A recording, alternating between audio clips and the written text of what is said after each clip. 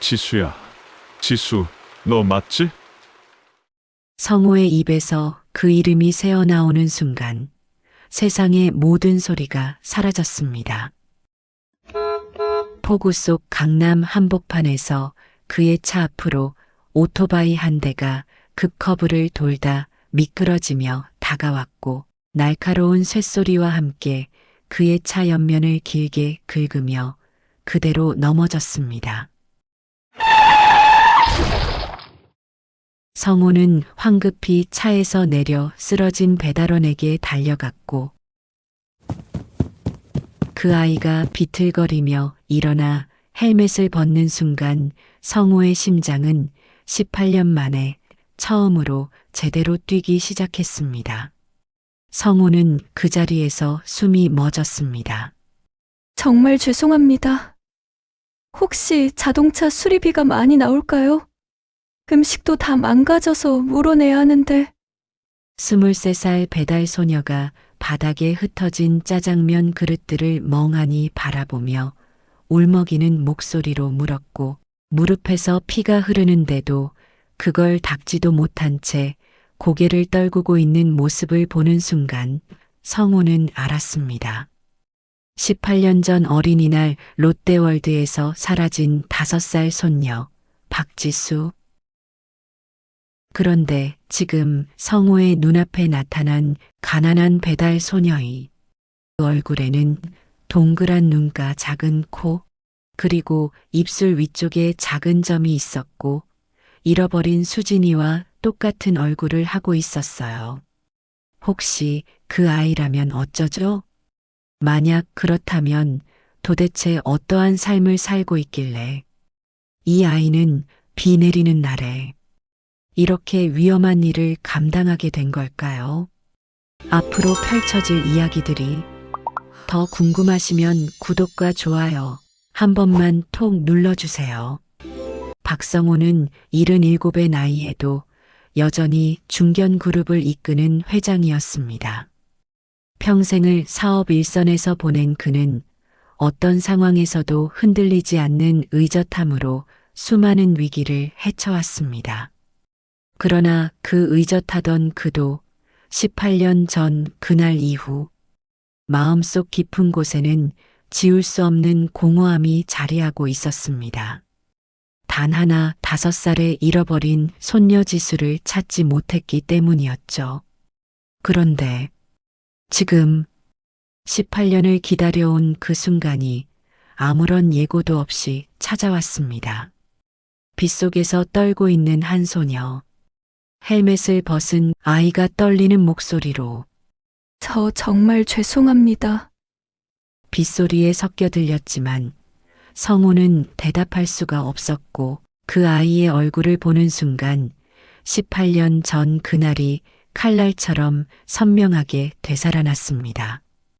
5월 5일 어린이날 아침 5살 지수는 분홍색 원피스를 입고 곰돌이 인형을 안은 채 성호의 무릎에 올라와 두 팔로 성호의 목을 감싸며 할아버지, 오늘 롯데월드 가요.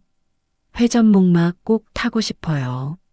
라고 조르던 그 목소리가 지금도 귓가에 생생합니다.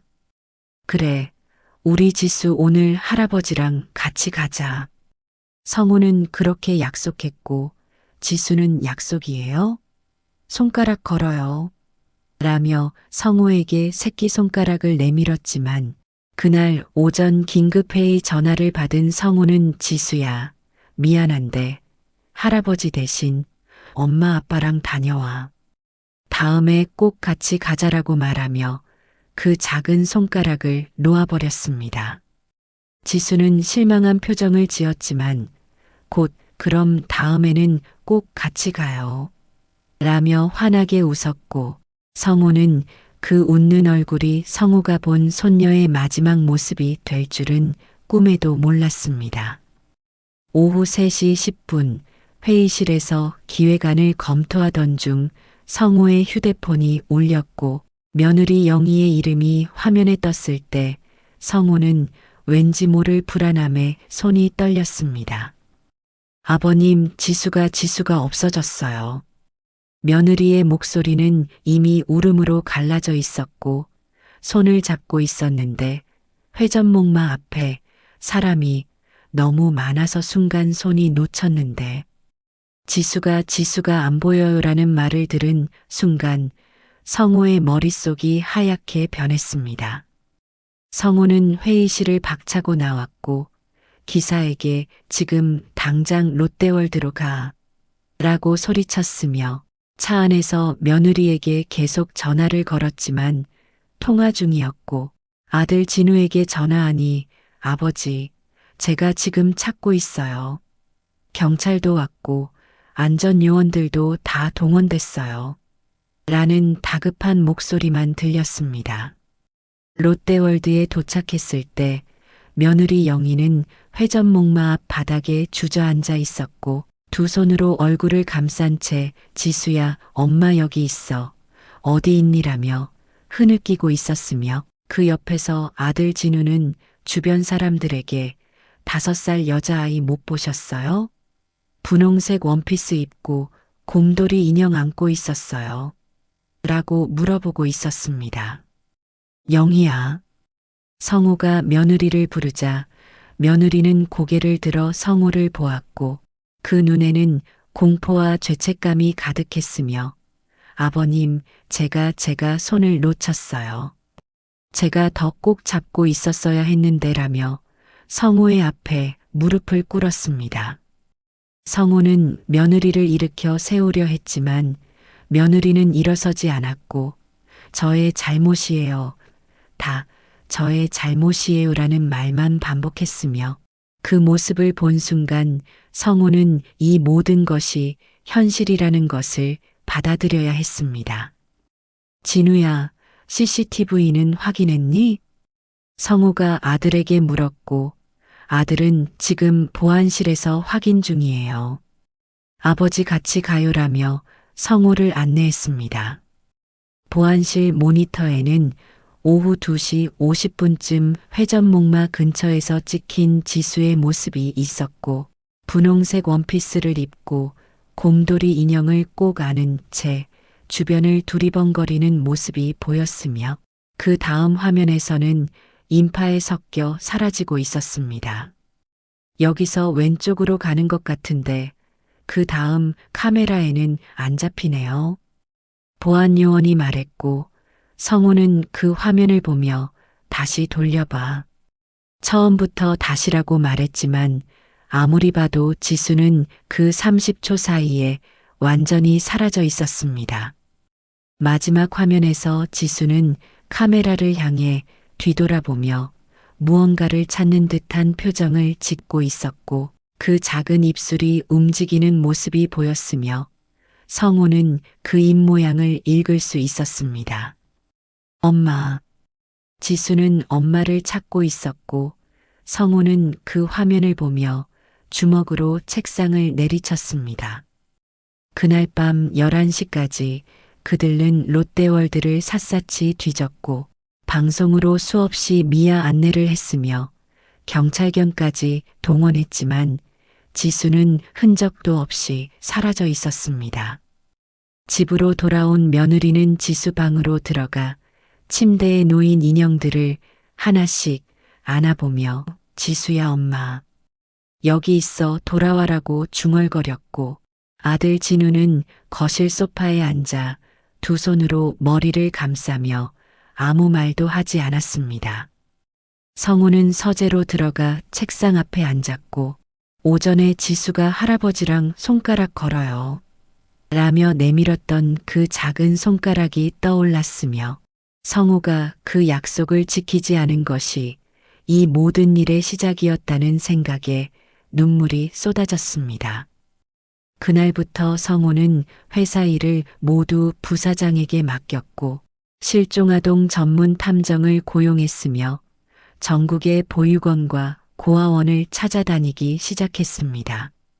아들 진우는 매일 새벽부터 롯데월드 주변을 돌아다니며 실종 전단지를 붙였고 혹시 지수를 봤다는 전화가 오면 전국 어디든 달려갔으며 밤에는 지수 방에 들어가 침대에 누워 지수야, 아빠가 꼭 찾아올게. 조금만 기다려라고 혼잣말을 하곤 했습니다. 며느리 영희는 밥을 먹지 않았고 물만 마시며 지수 사진을 들여다보다가 갑자기 지수야, 엄마. 손 꼭 잡아.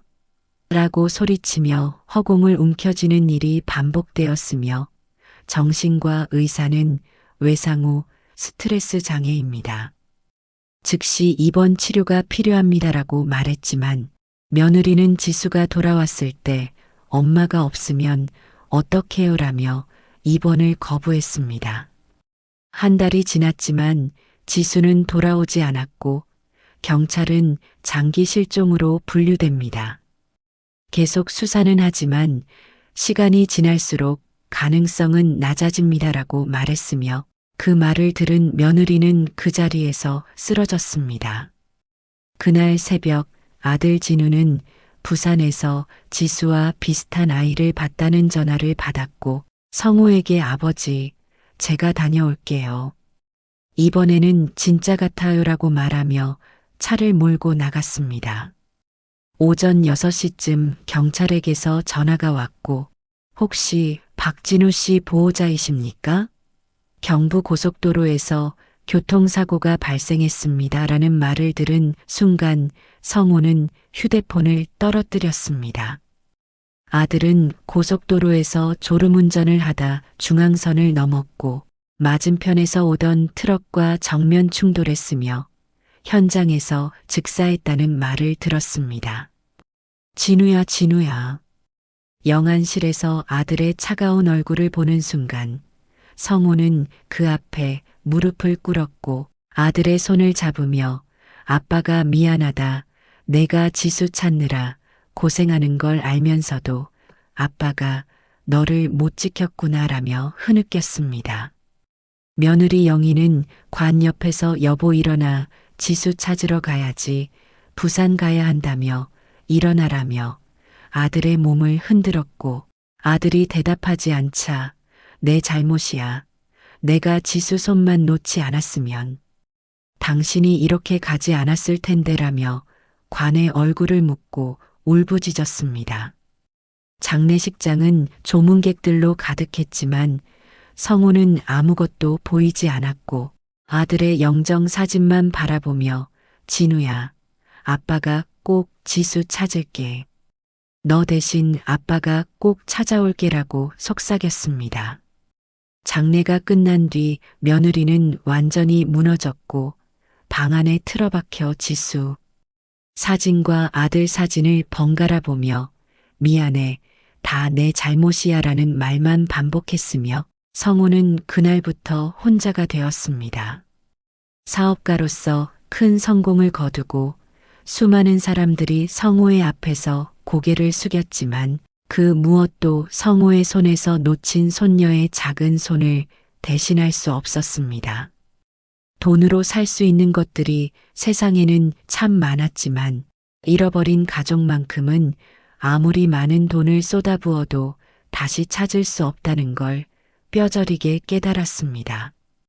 탐정을 고용하고 전국의 보육원을 찾아다니고 실종아동 찾기 단체에 거액을 기부하며 18년을 살았지만 그 어떤 것도 성우에게 희망과 단서를 주지 못했습니다. 며느리 영희는 극심한 죄책감으로 무너졌고 정신과 치료를 받으며 약을 먹었지만 좀처럼 나아지지 않았으며 저 역시 그 아이를 원망할 수도 용서할 수도 없는 채로 세월을 보냈습니다. 매년 5월 5일 어린이날이 되면 성우는 롯데월드를 찾아갔고 회전목마 앞에 서서 지수야, 할아버지 여기 있어. 혹시 기억나면 여기로 와라고 속삭이며 하루 종일 그 자리를 지켰습니다. 18년입니다. 18년 동안 성우는 단 하루도 손녀를 잊은 적이 없었고 포기할 수 없었습니다.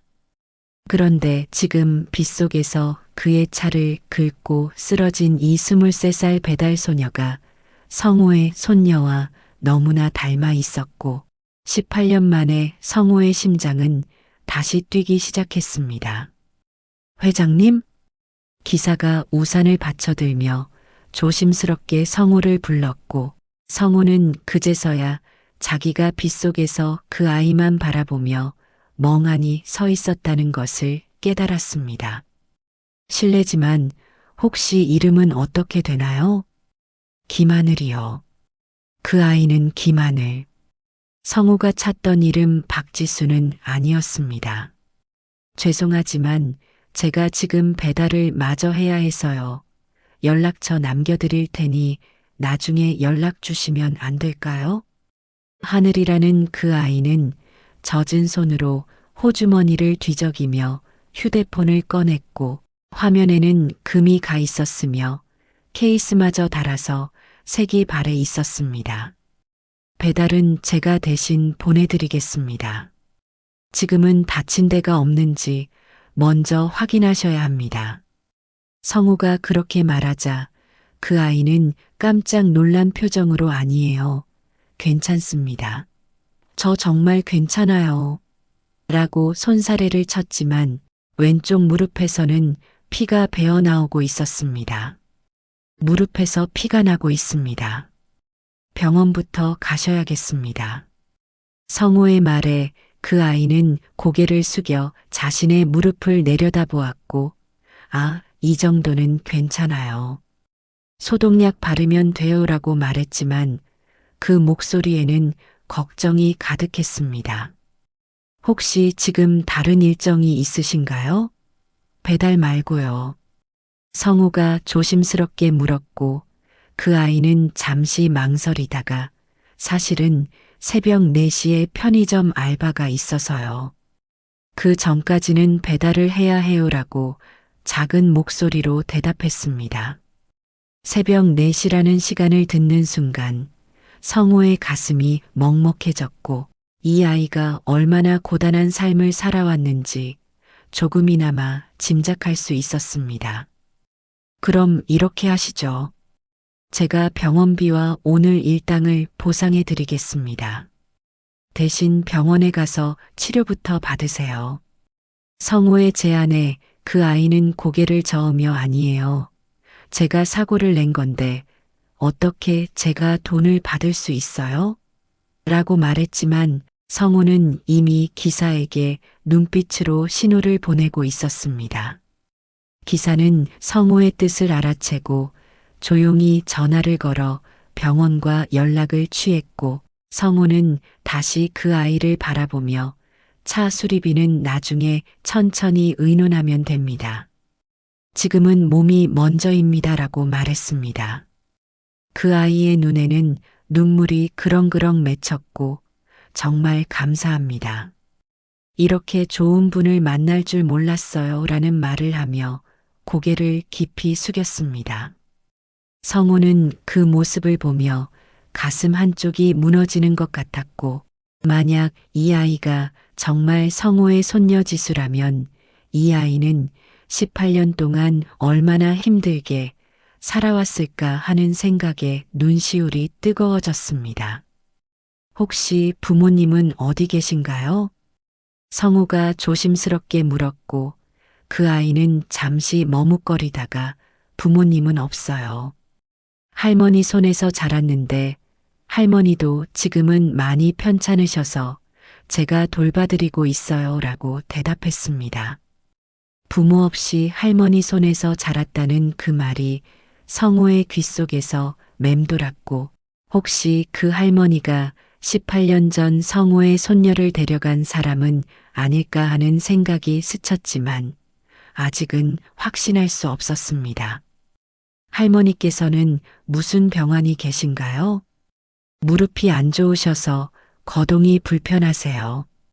그래서 제가 집에서 돌봐드리고 병원비랑 생활비는 제가 벌어야 해서 일을 여러 개 하고 있어요. 그 아이는 담담하게 말했지만 그 목소리 속에는 깊은 피로와 책임감이 묻어났고 23살이라는 어린 나이에 할머니를 홀로 돌보며 여러 일을 병행하고 있다는 사실이 성호의 가슴을 짓눌렀습니다. 낮에는 무슨 일을 하시나요? 낮에는 카페에서 일하고, 저녁에는 이렇게 배달하고, 새벽에는 편의점이요. 주말에는 행사장 도우미 일도 가끔 해요. 4가지 일을 동시에 한다는 그 말을 듣는 순간, 성호는 더 이상 참을 수 없었고, 이 아이가 저의 손녀가 맞든 아니든 지금 당장 도와줘야겠다는 생각이 들었습니다. 회장님, 병원에서 대기하고 있답니다. 기사가 조용히 말했고, 성호는 고개를 끄덕이며 하늘 씨, 일단 그의 차를 타고 병원에 가시죠. 배달 건은 제가 다른 기사를 불러서 처리하겠습니다라고 말했습니다. 아니에요. 정말 괜찮습니다. 제가 알아서 할게요.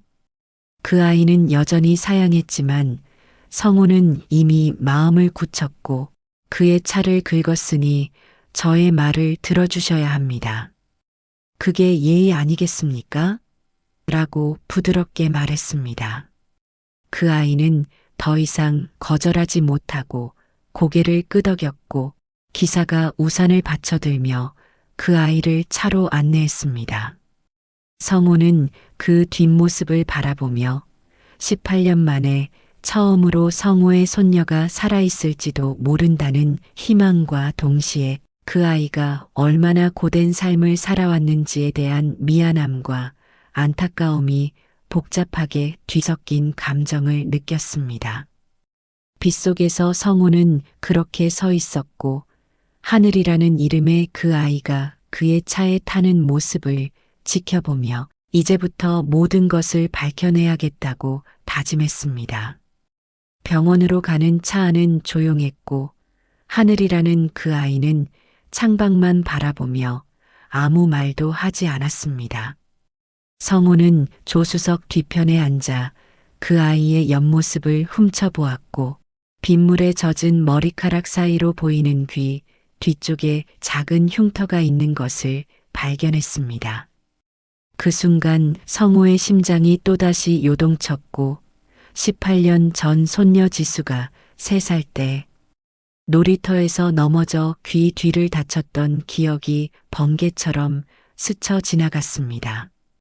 당시 며느리 영희가 울면서 전화를 걸어왔고 성호는 급히 병원으로 달려가 5바늘을 꿰매는 지수를 안고 괜찮아. 할아버지가 여기 있어라며 달래주었던 그 순간이 생생했습니다. 혹시 귀 뒤에 있는 흉터는 어떻게 생긴 건가요? 성호는 최대한 자연스럽게 물었고 그 아이는 깜짝 놀라 손으로 귀 뒤를 만지며 아, 이거요?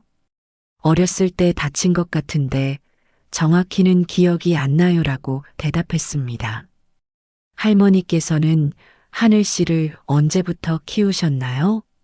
성호의 질문에 그 아이는 잠시 생각하는 듯 하더니 정확히는 모르겠지만 제가 5살 때부터라고 들었어요. 그 전 기억은 거의 없고요라고 조심스럽게 대답했습니다. 5살, 그것은 성호의 손녀 지수가 실종된 나이였고 성호의 온몸에 전율이 흘렀으며 18년 동안 찾아 헤맸던 퍼즐 조각들이 하나씩 맞춰지기 시작했습니다. 혹시 할머니께서 하늘 씨를 어디서 만나셨는지 말씀해 주신 적 있으신가요? 잠시력 근처라고만 들었어요. 자세한 건 할머니도 잘 말씀 안 하시고 제가 물어봐도 그냥 운명이었다고만 하세요. 잠시력이라는 단어를 듣는 순간 성호는 더 이상 참을 수 없었고 롯데월드가 바로 잠실에 있다는 사실이 머릿속을 가득 채웠습니다. 5월 5일 어린이날 롯데월드에서 실종된 손녀 지수를 찾기 위해 성호는 잠시력 일대의 CCTV를 모두 확인했고 인근 파출소에 수없이 찾아갔으며 전단지를 수천 장 뿌렸지만 아무런 소득이 없었습니다. 그런데 지금 성호의 옆에 앉아 있는 이 아이가 바로 잠시력 근처에서 발견되어 5살부터 할머니 손에 자랐다고 했습니다. 회장님, 병원 도착했습니다. 기사의 목소리에 성우는 정신을 차렸고 차 밖으로 나가며 하늘이가 내리는 것을 도와주었습니다. 감사합니다. 제가 혼자 들어갈 수 있어요. 그 아이는 여전히 사양했지만 성우는 제가 사고 책임자니까 함께 들어가야 합니다라고 말하며 그 아이와 함께 병원 안으로 들어갔습니다. 응급실에서 의사는 하늘이의 무릎을 소독하고 간단한 처치를 했으며 다행히 상처가 깊지 않아서 큰 문제는 없습니다. 며칠만 조심하시면 됩니다라고 말했습니다. 성우는 그 옆에서 하늘이를 지켜보았고 처치를 받는 동안에도 괜찮아요.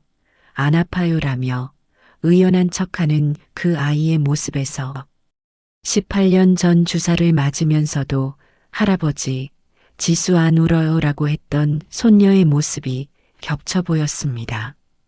하늘 씨, 실례지만 혹시 출생신고는 어떻게 되어 있나요? 치료가 끝난 뒤 성우는 조심스럽게 물었고 그 아이는 고개를 갸우뚱하며 할머니께서 해주셨다고 들었어요. 성우는 호적에 할머니 손녀로 올라가 있어요라고 대답했습니다. 호적에 할머니 손녀로 올라가 있다는 말은 정식 입양이 아닌 임의로 출생신고가 되었다는 의미였고 그것은 18년 전 실종 아동을 찾는 데 있어 가장 큰 장애물이었습니다. 할머니 성함은 어떻게 되시나요? 이순자예요. 올해 78살이시고 평생 청소 일을 하시면서 저를 키워주셨어요. 이순자라는 이름을 듣는 순간 성우는 머릿속으로 빠르게 계산을 했고 18년 전 당시 60살이었다면 지하철역이나 공공장소에서 청소 일을 하고 있었을 가능성이 높다는 결론에 도달했습니다. 할머니께서는 지금 어디 계신가요? 구로동 반지하 집에 계세요. 무릎이 안 좋으셔서 혼자 계시는데 제가 빨리 돌아가야 해서요. 그 아이는 불안한 표정으로 시계를 보았고 성우는 더 이상 이 아이를 붙잡아 둘 수 없다는 것을 알았지만 동시에 이 아이를 그냥 보낼 수도 없었습니다. 하늘 씨, 제가 한 가지 부탁을 드려도 될까요? 성우는 최대한 진중한 목소리로 말했고 그 아이는 고개를 들어 성우를 바라보았습니다. 사실은 저에게 18년 전에 실종된 손녀가 있습니다. 하늘 씨를 보는 순간 그 아이와 너무 닮아서 혹시 DNA 검사를 한번 해봐도 될까요? 성우의 말에 그 아이는 눈을 크게 뜨며 입을 벌렸고 한동안 아무 말도 하지 못한 채 성우를 바라보았습니다. 그 아이의 눈빛에서 혼란과 두려움이 느껴졌고 성우는 가능성일 뿐입니다. 하지만 확인해 보고 싶습니다. 18년 동안 성우가 찾아 헤맨 손녀와 하늘 씨가 너무 닮았거든요라고 말했습니다. 그 순간 병원 응급실의 형광등 불빛 아래에서 하늘이라는 그 아이의 얼굴에는 말로 표현할 수 없는 복잡한 감정이 스쳐 지나갔고 성우는 그 표정을 보며 이 아이 역시 자신의 정체성에 대해 의문을 품고 살아왔을지도 모른다는 생각이 들었습니다. 저 잘 모르겠어요. 제가 정말 회장님 손녀일 수도 있다는 게 믿기지 않아요. 하늘이는 고개를 떨구며 작은 목소리로 말했고 그 목소리에는 두려움과 혼란이 가득했습니다. 성우는 그 아이의 어깨에 손을 올리며 천천히 생각해 보세요. 제가 강요하는 건 아닙니다. 다만 저는 18년 동안 손녀를 찾아 헤맸고 하늘 씨가 혹시 그 아이일지도 모른다는 가능성만으로도 확인하고 싶습니다라고 말했습니다. 그 아이는 한참을 고민하다가 할머니께 여쭤봐야 할 것 같아요. 할머니 허락 없이는 못할 것 같아요라고 조심스럽게 대답했습니다. 물론입니다. 할머니께 말씀드리고 결정하시면 됩니다. 성우의 명함을 드릴 테니 언제든 연락 주세요. 성우는 호주머니에서 명함을 꺼내 하늘이에게 건넸고 명함을 받은 그 아이는 박성우 회장 성원그룹이라고 작게 중얼거리며 명함을 바라보았습니다. 제가 태워다 드리겠습니다. 구로동이라고 하셨죠? 아니에요. 괜찮습니다. 지하철 타고 갈게요. 이미 너무 신세를 많이 졌어요. 그 아이는 손사래를 쳤지만 성우는 이미 기사에게 눈빛으로 신호를 보냈고 병원비도 제가 처리했으니 집까지는 성우가 모셔다 드리겠습니다. 라고 말했습니다. 결국 하늘이는 더 이상 거절하지 못하고 그의 차에 올랐고 구로동으로 가는 길 내내 성우는 그 아이를 통해 더 많은 단서를 찾으려 노력했습니다. 할머니께서는 하늘 씨에게 어렸을 때 이야기를 많이 해주셨나요? 아니요, 별로 안 하세요. 성우가 물어봐도 그냥 내가 내 손녀니까 그걸로 충분하다고만 하시고요. 혹시 어렸을 때 가지고 놀던 장난감이나 물건 중에 기억나는 게 있나요? 그 질문에 하늘이는 잠시 생각하더니 곰돌이 인형이 하나 있어요. 할머니가 성우가 처음 왔을 때부터 가지고 있던 거라고 하셨는데 지금도 집에 보관하고 있어요. 라고 대답했습니다. 곰돌이 인형이라는 단어를 듣는 순간 성우는 심장이 멎는 줄 알았습니다. 18년 전 손녀 지수가 실종될 당시 손에 꼭 쥐고 있던 것이 바로 분홍색 곰돌이 인형이었고 그 인형은 성우가 지수의 첫 돌 선물로 사준 것이었으며 인형 안쪽에는 지수라는 이름표와 함께 성우가 새겨 넣은 이니셜 P, S, H가 있었습니다. 그 곰돌이 인형, 혹시 색깔이 분홍색인가요? 성우는 떨리는 목소리로 물었고 하늘이는 고개를 끄덕이며 네, 맞아요. 오래되어서 색이 많이 바랬지만 원래는 분홍색이었던 것 같아요라고 대답했습니다. 혹시 그 인형을 제가 한번 봐도 될까요? 성우의 간절한 목소리에 하늘이는 잠시 당황한 표정을 지었지만 집에 가면 보여드릴게요라고 조심스럽게 말했습니다. 차는 곧 구로동 반지하 골목 입구에 도착했고 좁은 골목길은 차가 들어갈 수 없어서 성우는 하늘이와 함께 걸어 들어가기로 했습니다. 회장님, 여기부터는 제가 혼자 들어갈게요. 할머니가 놀라실 수 있어서요. 괜찮습니다. 제가 할머니께 직접 인사드리고 싶습니다. 성우는 단호하게 말했고 하늘이는 더 이상 말리지 못한 채 성우를 안내했습니다.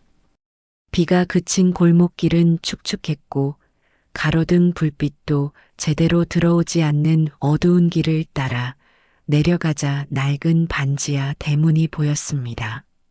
할머니, 저 왔어요. 하늘이가 문을 열고 들어가며 말했고 안에서는 하늘아, 많이 늦었네. 배달하다가 무슨 일 없었니? 라는 할머니의 목소리가 들려왔습니다. 성우는 하늘이를 따라 안으로 들어갔고 작은 방 안에는 무릎에 파스를 붙이고 앉아 계신 할머니가 보였습니다. 어머, 손님이? 이순자 할머니는 성우를 보고 깜짝 놀라며 일어서려 했지만 무릎이 불편하신 듯 제대로 일어서지 못했습니다. 안녕하세요, 할머니. 저는 박성우라고 합니다. 오늘 하늘 씨와 작은 사고가 있어서 함께 왔습니다.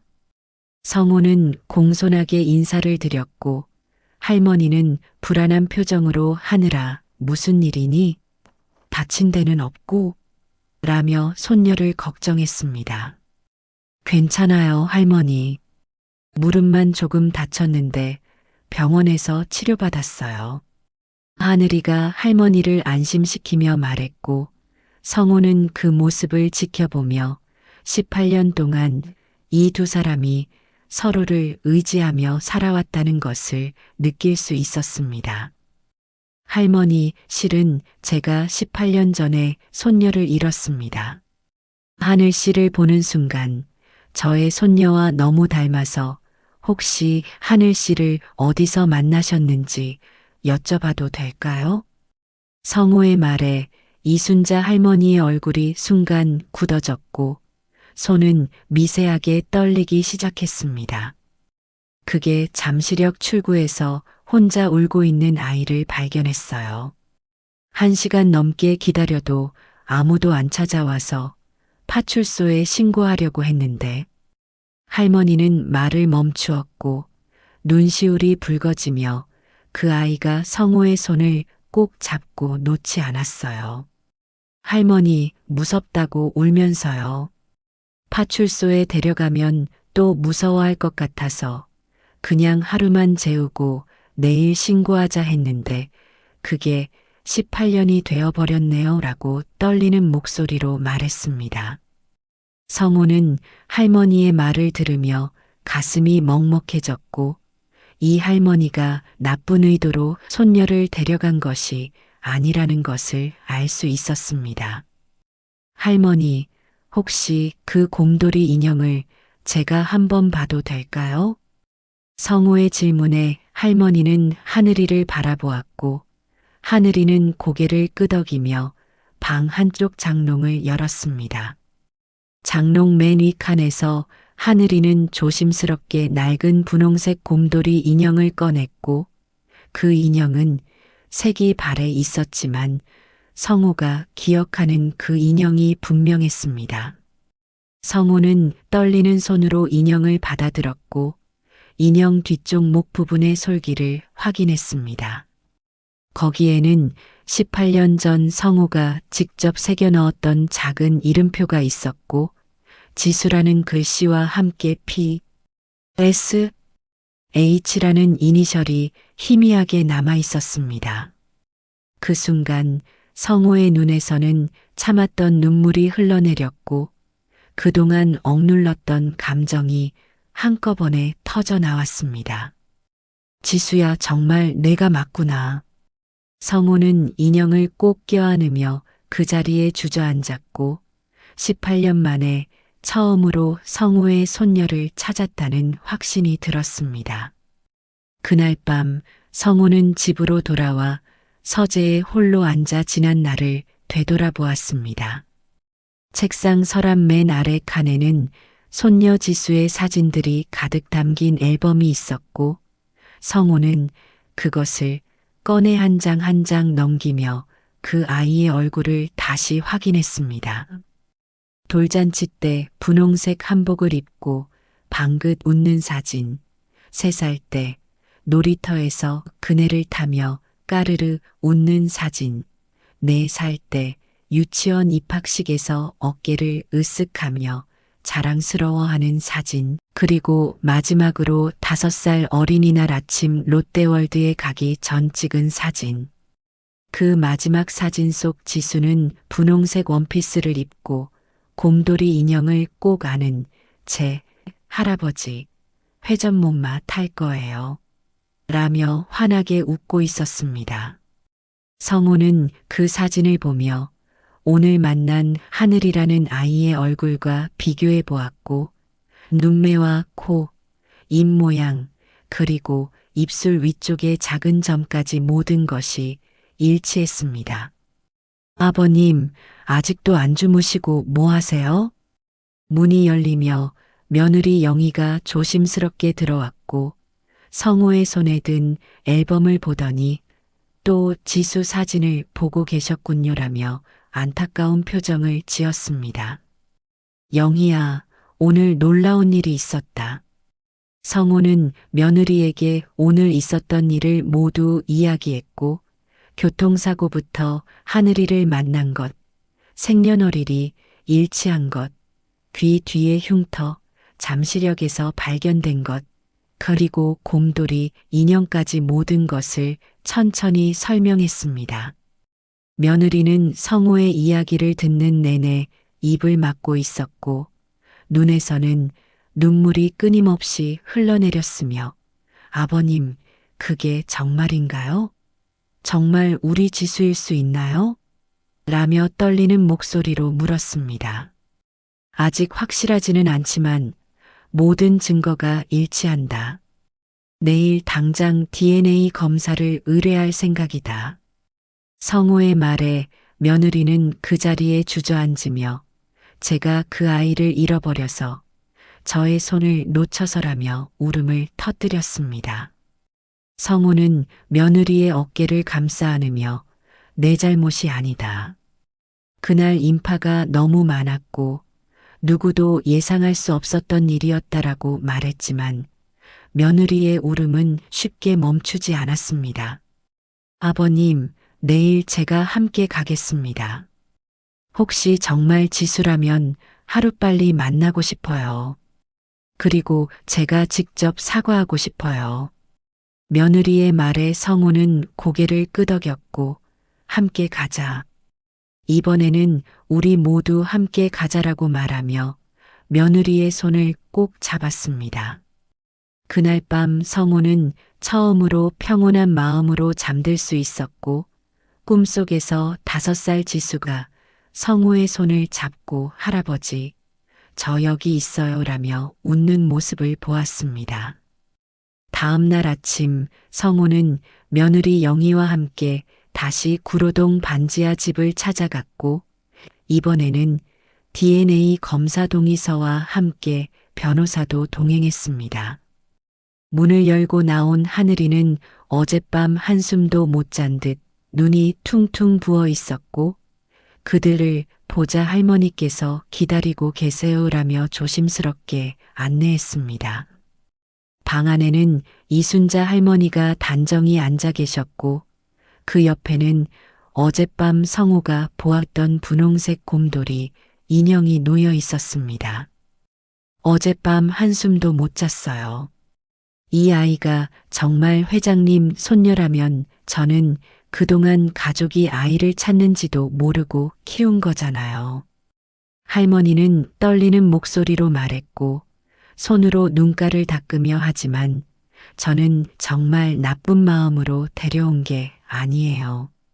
그날 잠시력 출구에서 1시간 넘게 울고 있는 아이를 보고 경찰에 신고하려 했지만 그 아이가 저의 손을 놓지 않았어요 라고 말했습니다. 알고 있습니다, 할머니. 할머니께서 나쁜 의도가 없었다는 것을요. 오히려 그 아이를 18년 동안 보살펴 주신 것에 감사드립니다. 성우의 말에 할머니는 고개를 숙였고 며느리 영희는 그 옆에서 하늘이를 바라보며 눈물을 흘리고 있었습니다. 저 정말 제가 회장님 손녀일까요? 하늘이가 떨리는 목소리로 물었고 성우는 고개를 끄덕이며 확실하게 하기 위해 DNA 검사를 해야 합니다. 동의해 주시겠니? 라고 물었습니다. 하늘이는 이순자 할머니를 바라보았고 할머니는 고개를 끄덕이며 해라 하늘아. 내가 누구인지 알아야 할 권리가 있다라고 말했습니다. 그들은 함께 병원으로 갔고 간단한 구강 상피세포 채취로 DNA 검사를 진행했으며 의사는 정밀 검사까지 포함하면 일주일 정도 걸립니다라고 말했습니다. 일주일이요? 더 빨리 할 수는 없나요?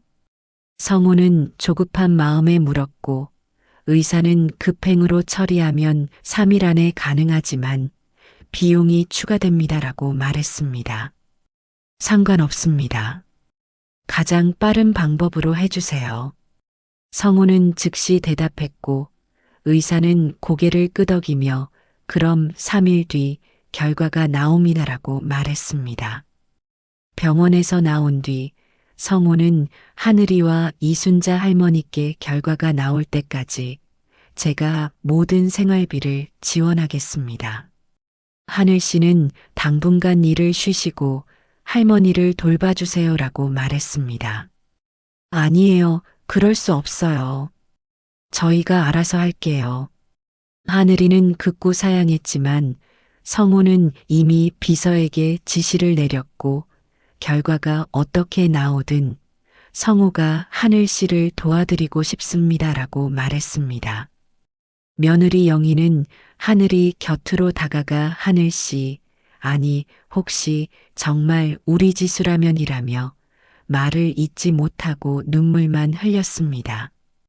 저 죄송하지만 저는 아직 잘 모르겠어요. 제가 정말 누군지도 모르겠고 이 모든 게 너무 빠르게 진행되는 것 같아서 하늘이는 혼란스러운 표정으로 뒤로 물러났고 성우는 며느리를 진정시키며 천천히 기다리자. 아직 결과가 나온 게 아니잖니라고 말했습니다. 그날 이후 3일 동안 성우는 단 한시도 편하게 잠들지 못했고 매 시간마다 시계를 확인하며 결과가 나오기를 기다렸습니다.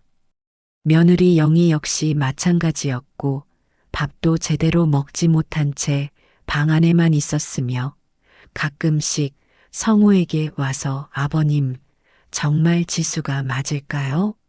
성우가 그 아이를 다시 만날 수 있을까요? 라며 불안해했습니다. 영희야, 조금만 더 기다려보자. 곧 알게 될 거다. 성우는 며느리를 위로했지만 사실 저 역시 불안하기는 마찬가지였고 만약 결과가 일치하지 않는다면 다시 절망 속으로 빠져들 것 같았습니다. 그리고 드디어 3일째 되는 날 아침 병원에서 전화가 왔고 회장님, 결과가 나왔습니다. 병원으로 오시겠습니까? 라는 의사의 목소리가 들려왔습니다. 지금 바로 가겠습니다.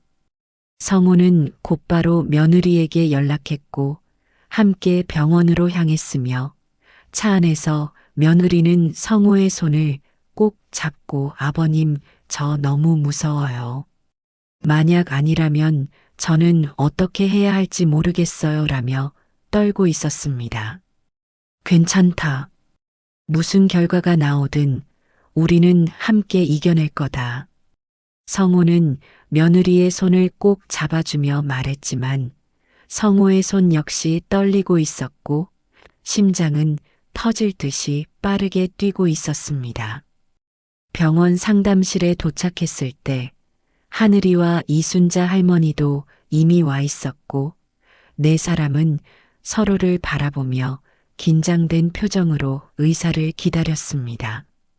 문이 열리며 의사가 들어왔고 손에는 검사 결과지가 들려 있었으며 그 순간 방 안의 공기는 얼어붙은 것처럼 무거웠습니다.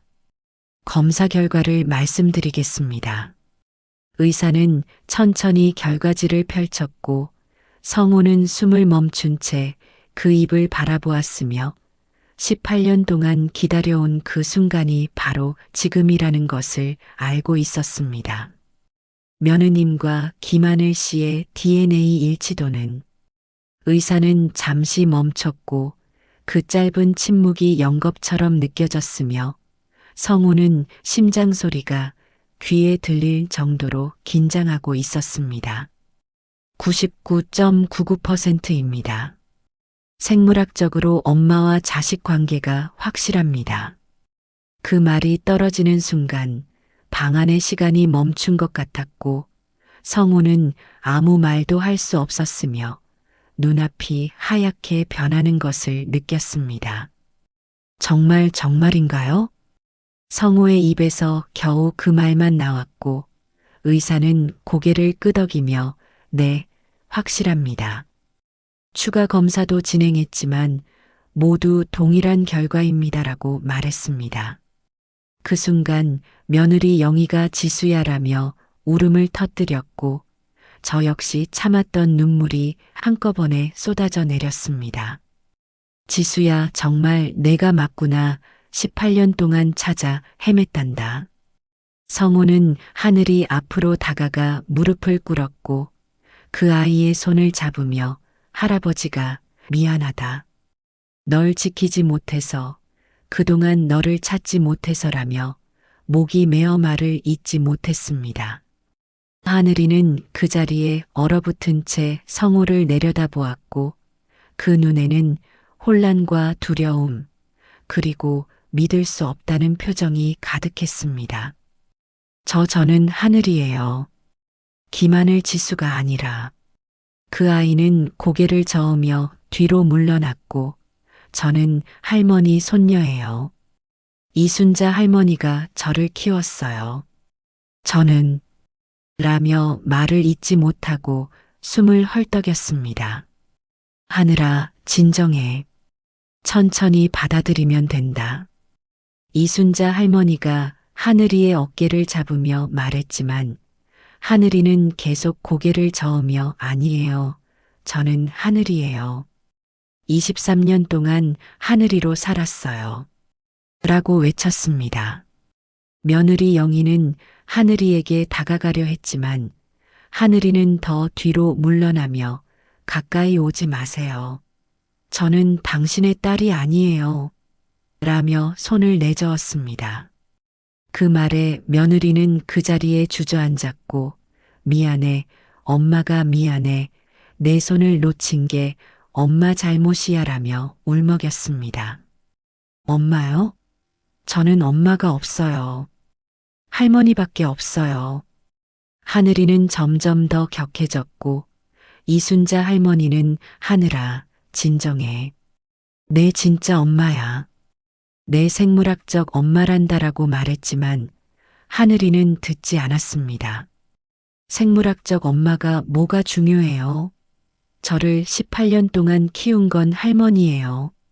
제가 아플 때 간호해 준 것도, 밥 먹여준 것도, 학교 보내준 것도 다 할머니예요. 하늘이의 외침에 방 안은 침묵에 휩싸였고 성호는 그 아이의 고통을 보며 가슴이 찢어지는 것 같았습니다. 하늘아, 아니 지수야, 할아버지가 이해한다. 갑자기 이렇게 된 게 너무 충격적이겠지. 천천히 받아들이면 된다. 성호는 최대한 부드러운 목소리로 말했지만 하늘이는 성호의 눈을 똑바로 보며 저의 이름은 김하늘이에요. 저의 할머니는 이순자 할머니이고요. 지수라고 부르지 말아주세요. 라고 말했습니다. 하지만 DNA 검사 결과가 DNA가 뭐가 중요해요?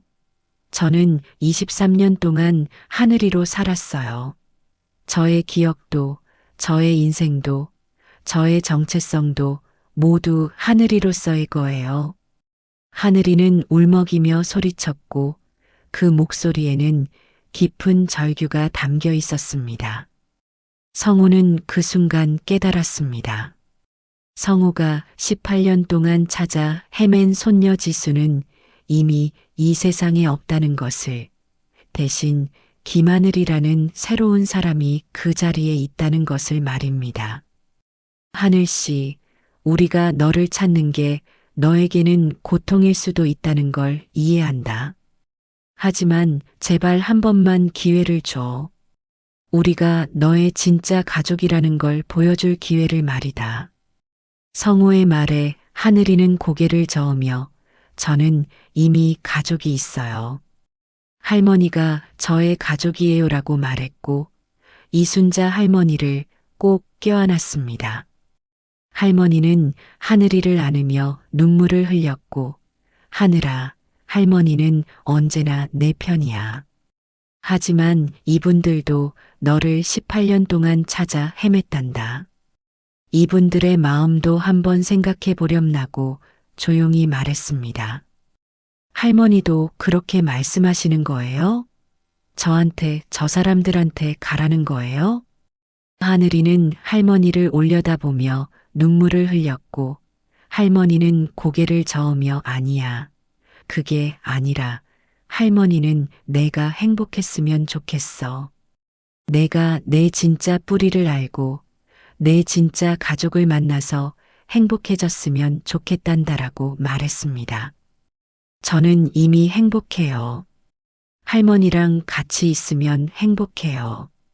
하늘이는 고개를 저으며 일어섰고 병원 상담실 문을 열며 저 먼저 나갈게요. 라고 말하고는 뛰쳐나갔습니다. 하늘아.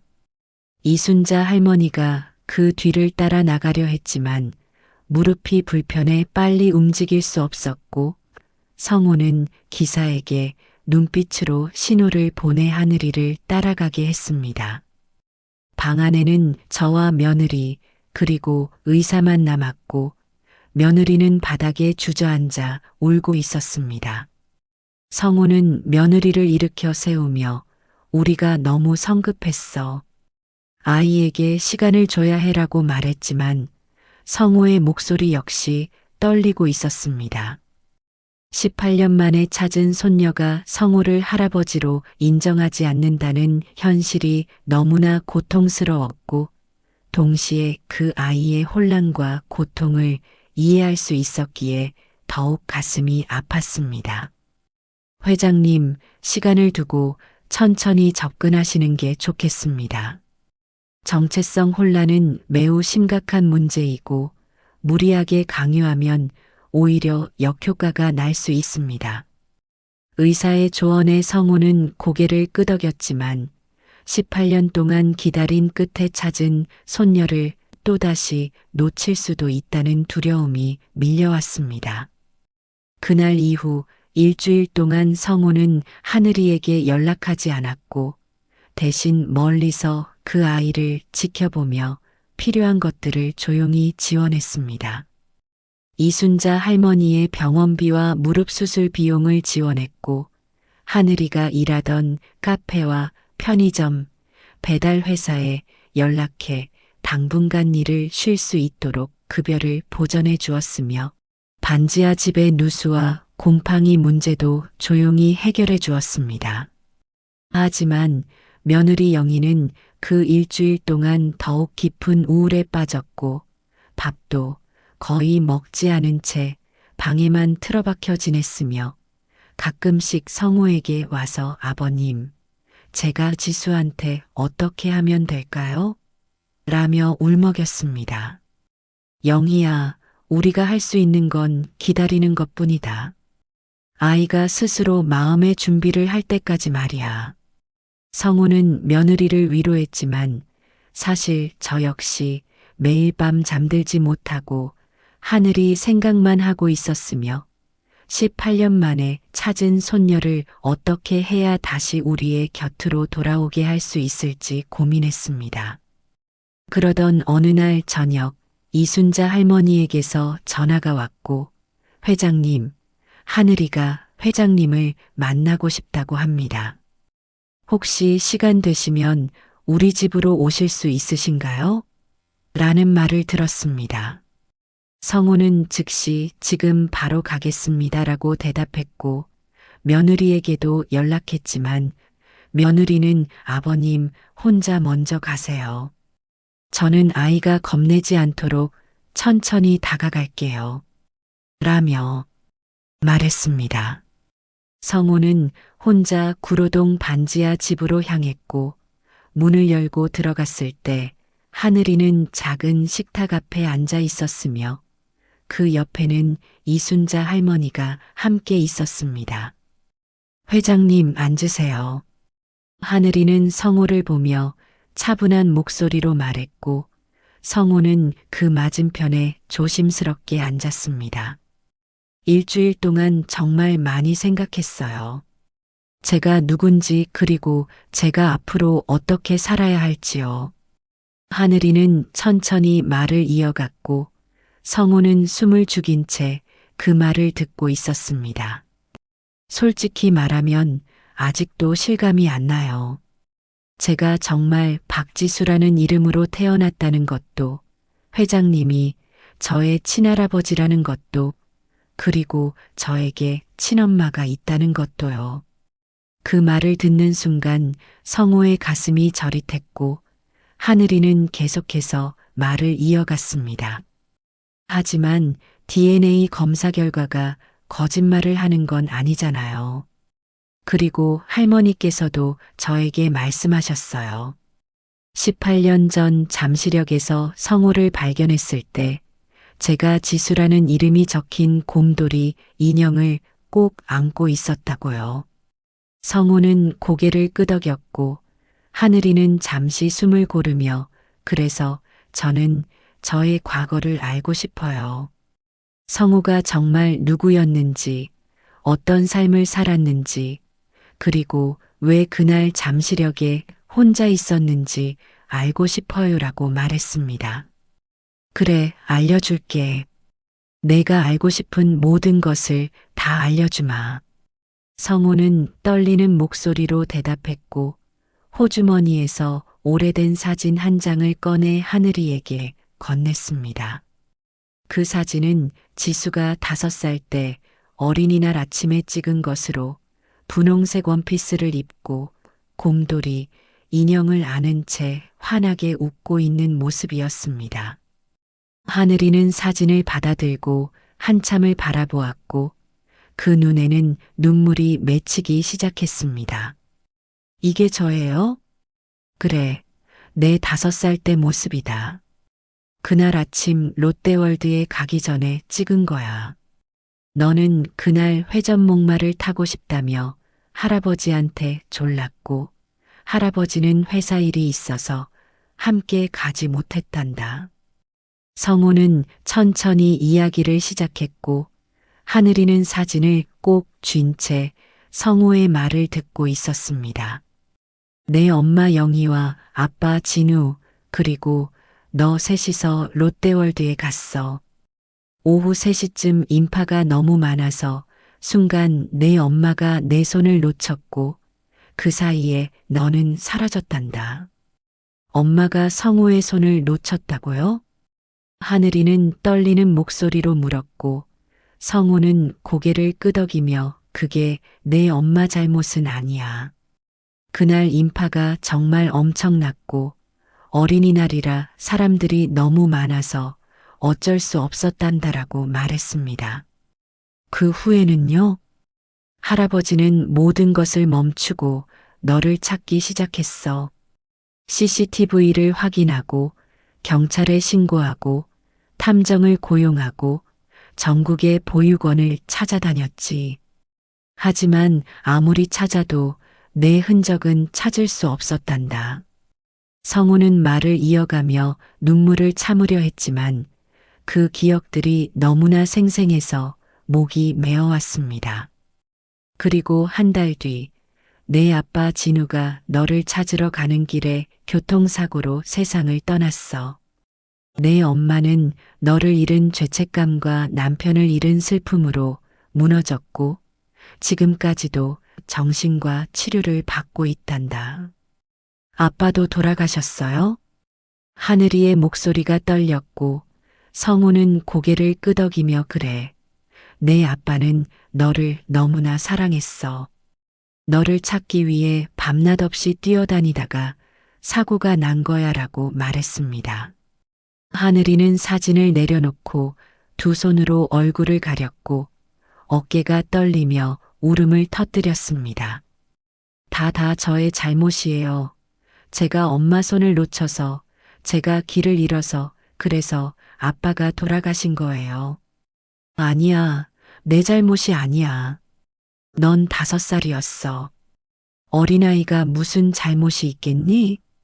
성우는 하늘이의 어깨를 잡으며 말했지만 하늘이는 계속 울며 하지만 제가 있었으면, 제가 엄마 손을 꼭 잡고 있었으면 이런 일이 없었을 텐데라고 말했습니다. 지수야, 아니 하늘아, 이제는 다 지난 일이야. 중요한 건 우리가 다시 만났다는 거야. 18년 만에 할아버지가 너를 찾았단다. 성호의 말에 하늘이는 성호를 올려다보았고 눈물로 범벅이 된 얼굴로 회장님은, 아니 할아버지는 저를 원망하지 않으세요? 제가 길을 잃어서 성우가 18년 동안 돌아오지 않아서요? 라고 물었습니다. 원망? 내가 널 왜 원망하겠니? 할아버지는 그저 내가 살아있다는 것만으로도 감사할 따름이야. 성우는 하늘이를 꼭 껴안았고 18년 동안 참았던 눈물이 한꺼번에 쏟아져 내렸으며 하늘아, 할아버지가 미안하다. 너를 18년 동안이나 찾지 못해서, 너를 지켜주지 못해서라며 울먹였습니다. 하늘이는 성우의 품에서 함께 울었고 이순자 할머니도 그 모습을 보며 눈물을 흘렸으며 그날 밤 반지하 작은 방 안에는 18년 만의 재회를 축복하는 눈물이 가득했습니다. 그날 밤 하늘이와 함께 오랜 시간 대화를 나눈 뒤 성우는 집으로 돌아와 며느리 영희에게 모든 것을 이야기했고 며느리는 정말요? 지수가 우리를 받아들였다고요? 라며 희망에 찬 눈빛으로 물었습니다. 아직은 시간이 필요하다고 했어. 하지만 적어도 자신의 과거를 알고 싶어 한다는 건 긍정적인 신호야. 성우의 말에 며느리는 고개를 끄덕이며 제가 내일 찾아가 봐도 될까요? 제가 직접 사과하고 싶어요라고 조심스럽게 물었습니다. 좋아, 함께 가자. 천천히 내가 엄마라는 걸 받아들일 수 있도록 도와주자. 다음 날 아침 성우는 며느리와 함께 구로동을 찾아갔고 이번에는 하늘이가 좋아할 만한 음식들과 꽃다발을 준비해 갔습니다. 문을 열고 나온 하늘이는 그들을 보고 잠시 놀란 표정을 지었지만 곧 어서 오세요라며 조심스럽게 맞아주었습니다. 며느리 영희는 하늘이를 보자마자 눈물을 흘리며 지수야 아니, 하늘아 엄마가 미안해. 18년 전에 내 손을 놓쳐서라고 말했지만 하늘이는 한 걸음 뒤로 물러나며 아직은 엄마라고 부르기가 어색해요라고 조심스럽게 말했습니다. 그래, 괜찮아. 천천히 익숙해지면 돼. 엄마는 기다릴게. 며느리는 하늘이를 억지로 다가가지 않고 거리를 두었고 그들은 함께 식탁에 앉아 이야기를 나누기 시작했습니다. 하늘아, 할아버지가 너에게 보여주고 싶은 게 있어. 내가 어렸을 때 영상들이야. 성우는 태블릿을 꺼내 하늘이에게 보여주었고 화면에는 돌잔치 때의 영상, 3살 때 놀이터에서 노는 영상, 4살 때 유치원 입학식 영상 등이 담겨 있었습니다. 하늘이는 영상을 보며 눈을 크게 떴고 이게 정말 저예요? 저렇게 작았어요? 라며 신기해했습니다. 그래, 내가 돌 때는 정말 작고 귀여웠지. 할아버지 무릎에 앉아서 까르르 웃곤 했어. 성우는 영상을 하나하나 설명해 주었고 하늘이는 그 영상들을 보며 조금씩 자신의 과거를 받아들이는 것처럼 보였습니다. 하지만 며느리가 나오는 영상에서 하늘이의 표정은 굳어졌고 이 사람이 저의 엄마예요? 라며 화면 속 며느리를 가리켰습니다. 그래, 내 엄마 영희야. 너를 정말 사랑했단다. 지금도 너를 너무나 그리워하고 있어. 성우의 말에 하늘이는 며느리를 바라보았고 며느리는 지수야. 엄마가 정말 미안해. 내 손을 놓쳤던 그 순간을 18년 동안 매일 후회하며 살았어라며 눈물을 흘렸습니다. 하늘이는 며느리를 보며 복잡한 표정을 지었고 저는 아직 잘 모르겠어요. 회장님은 그래도 할아버지라는 게 조금은 느껴지는데 엄마는 아직 낯설어요라고 솔직하게 말했습니다. 며느리는 그 말에 더 큰 눈물을 흘렸지만 괜찮아. 엄마는 기다릴게. 내가 마음의 준비가 될 때까지 엄마는 계속 기다릴 거야 라며 고개를 끄덕였습니다. 그날 이후로 그들은 매일같이 하늘이를 찾아갔고 조금씩 거리를 좁혀가며 가족의 유대를 만들어 가려고 노력했습니다. 할아버지, 저 한 가지 부탁드려도 될까요? 그래, 무슨 부탁이든 다 들어줄게. 저의 친아빠 무덤에 가보고 싶어요. 제가 한 번도 만나보지 못한 아빠를 만나고 싶어요. 그 말을 듣는 순간 성호는 울컥했고, 그래, 당연하지. 할아버지가 데려다 줄게. 내 아빠도 너를 정말 보고 싶어 할 거야 라고 대답했습니다.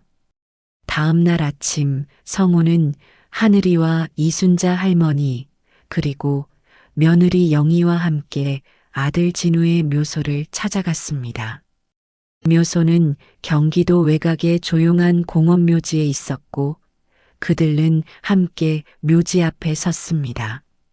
하늘이는 아버지의 이름이 새겨진 묘비를 보며 한참을 말없이 서 있었고 그 옆에서 며느리 영희는 눈물을 흘리며 여보, 우리 지수 왔어. 18년 만에 돌아왔어라고 작은 목소리로 말했습니다. 아빠 저예요. 지수예요. 아니, 하늘이라고도 불러요. 하늘이는 무릎을 꿇고 묘비 앞에 앉아 조심스럽게 말을 시작했습니다. 저는 아빠를 한 번도 본 적이 없어요. 아빠가 어떤 사람인지, 어떤 목소리를 가졌는지, 어떻게 웃는지도 몰라요. 하지만 할아버지가 말씀해 주셨어요. 아빠가 저를 찾으려고 얼마나 많이 노력했는지요. 하늘이의 목소리가 떨렸고 성우는 그 옆에서 하늘이의 어깨에 손을 올렸습니다. 아빠 미안해요. 제가 길을 잃어서 아빠가 그렇게 힘들어 하셨다는 거, 제가 살아있다는 걸 몰라서 아빠가 그렇게 슬퍼하셨다는 거 정말 미안해요. 하늘이는 묘비에 이마를 대고 울기 시작했고 며느리 영희도 옆에서 함께 무릎을 꿇고 울었습니다.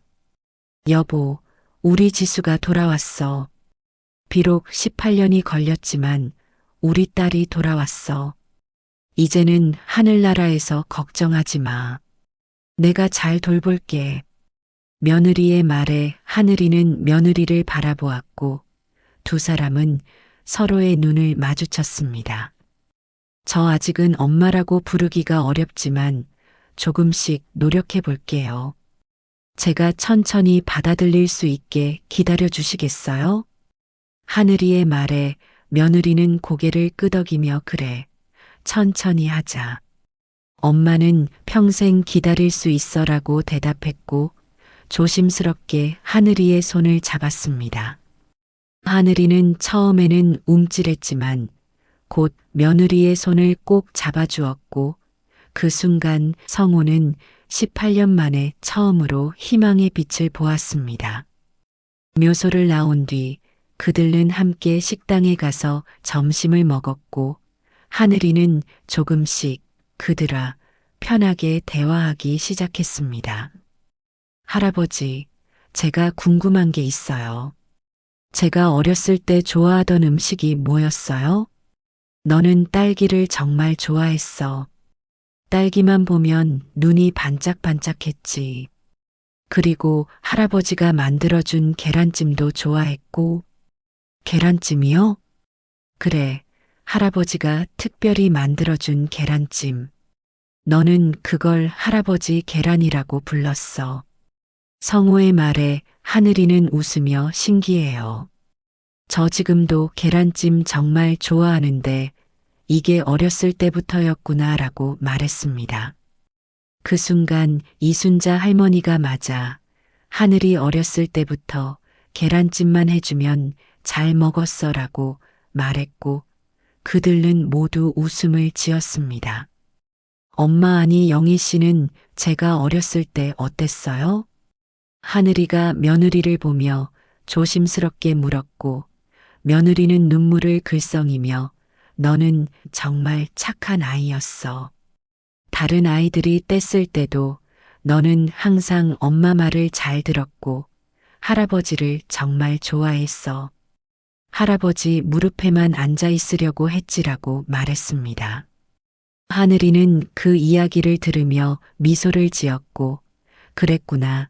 저는 정말 아무것도 기억이 안 나요. 5살 이전의 기억은 거의 없어요라고 말했습니다. 괜찮아. 비록 기억은 없지만 할아버지가 다 기억하고 있어. 그리고 앞으로 우리가 새로운 추억을 많이 만들면 되잖니? 성호의 말에 하늘이는 고개를 끄덕였고, 네, 그렇게 하고 싶어요. 할머니도 함께요라며 이순자 할머니를 바라보았습니다. 이순자 할머니는 하늘이의 손을 꼭 잡으며 그래, 우리 모두 함께 가족이 되는 거야. 할머니는 언제나 내 편이야라고 말했습니다.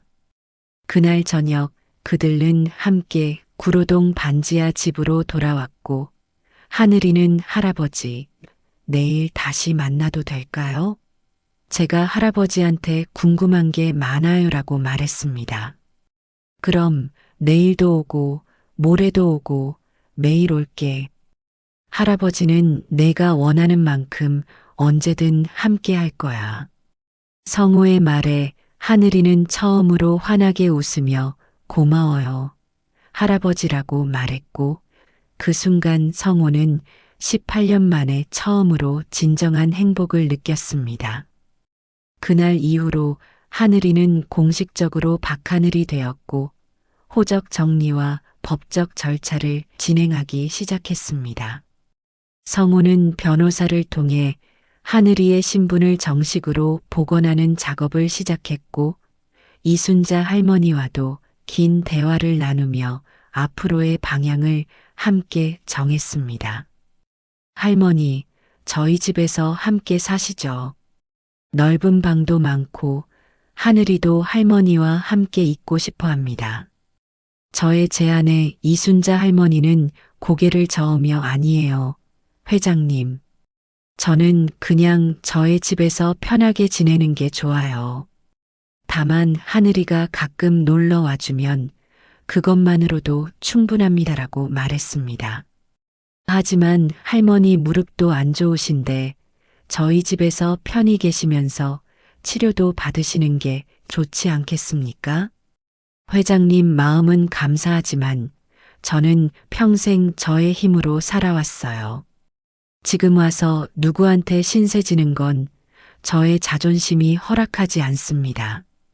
할머니의 단호한 말에 저는 더 이상 권하지 못했지만 대신 반지하 집을 나와 깨끗한 빌라로 이사할 수 있도록 도와드렸고 무릎 수술 비용과 생활비를 정기적으로 지원하기로 했습니다. 할머니, 제가 매주 와서 할머니 뵐게요.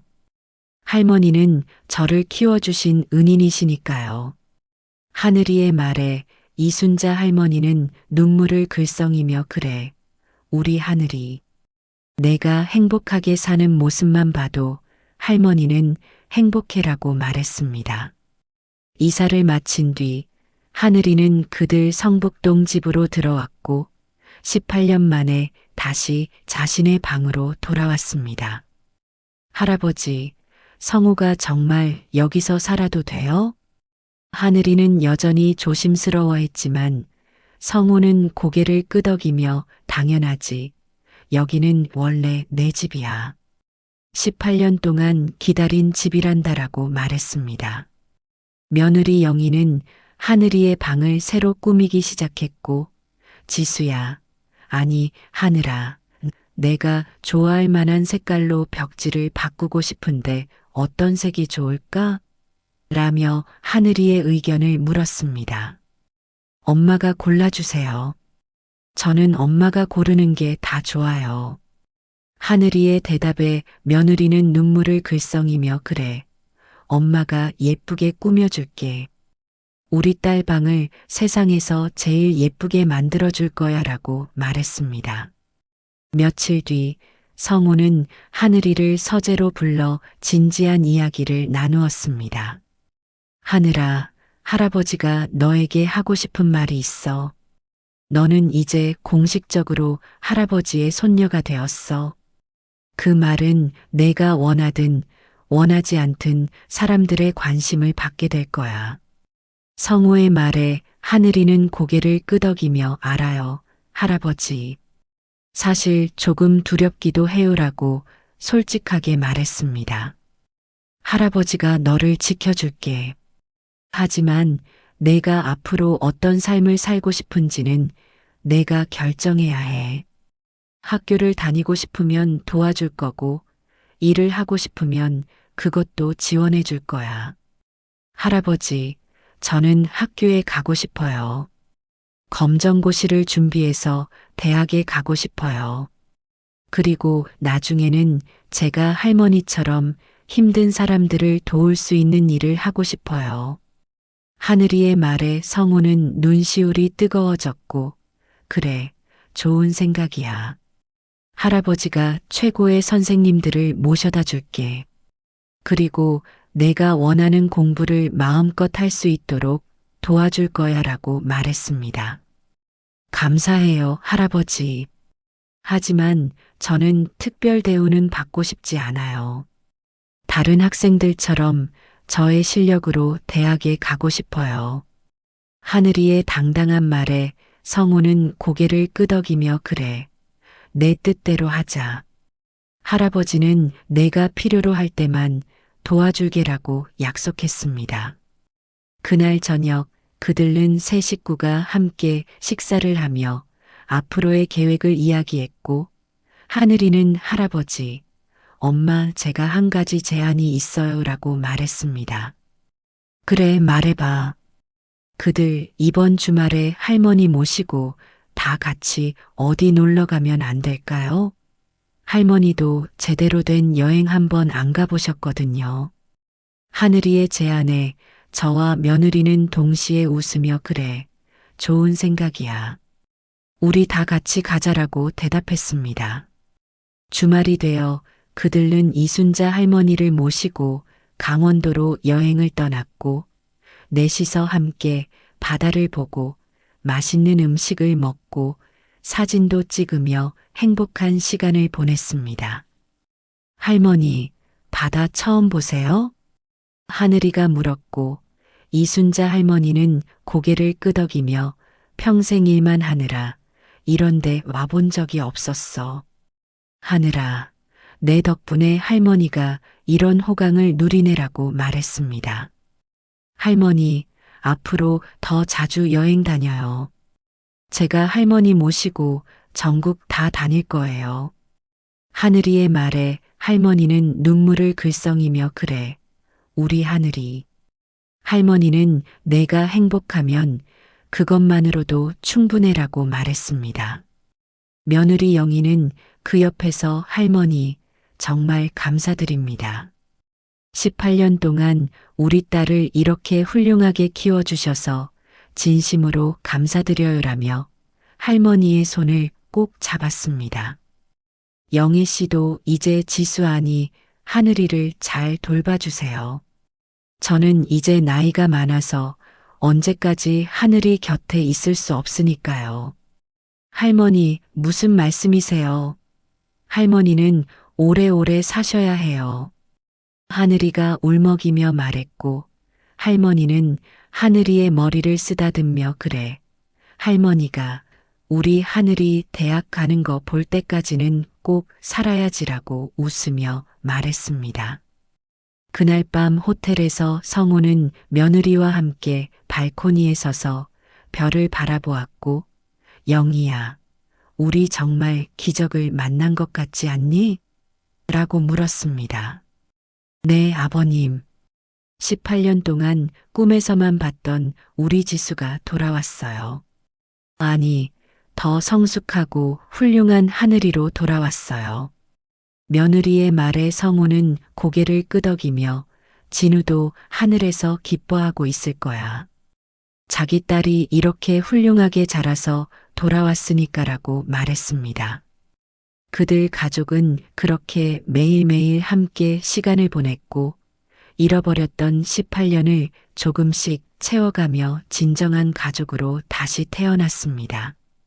가족은 한 번 잃으면 다시는 돌아오지 않는다고 생각했지만 그들은 기적을 만났고 그 기적은 단순히 재회가 아니라 더 깊은 사랑과 이해로 다시 만나는 것이었습니다. 진짜 가족이란 피로 이어진 것만이 아니라 사랑으로 이어진 모든 인연이라는 것을 이순자 할머니도 며느리 영희도 그리고 하늘이도 모두 성호의 소중한 가족이고 우리는 이제 함께 걸어갈 것입니다. 18년의 고통을 뒤로하고 앞으로 펼쳐질 새로운 날들을 향해서 말입니다. 이 이야기가 떠오르는 누군가가 있다면 살짝 공유해 주세요. 그분의 마음에도 온기가 닿을 거예요.